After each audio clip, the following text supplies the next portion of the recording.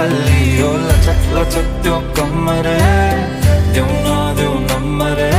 बात होला मिठो गफ होला